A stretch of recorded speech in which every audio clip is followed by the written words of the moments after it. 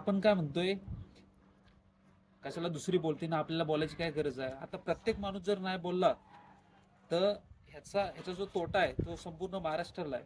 आणि असं वाटतं की 200 किलोमीटर म्हणजे आपल्याच गावापुरतं आहे, तर नद्यांमार्फत जो सगळं जाणार आहे हे सगळीकडे जाणार आहे. त्यामुळे ह्याचा तोटा संपूर्ण महाराष्ट्राला आहे. आणि आज जर आपण भीतीने किंवा घाबरून ह्यांना त्यांना घाबरून जर बोललो नाही, तर येणारी जी आपली सगळी पिढी आहे ती धोक्यातच आहे सगळी. आज तुम्ही जर ऑनलाईन सपोर्ट केला तर दुसरं गाव पण म्हणलं ह्यांना ऑनलाईन सपोर्ट करू.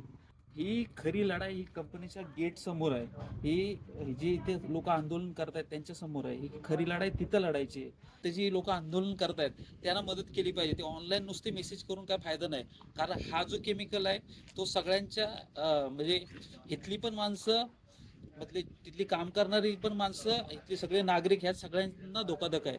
जे करायचं आहे ते हिमतीने येऊन ती जे लोक आंदोलन करतायत, हे आंदोलन करतायत म्हणजे त्यांना असं समजू नये की काय काय काय काय जण त्यांना अशी कमी कमी लेखतात आंदोलन करतात म्हणून.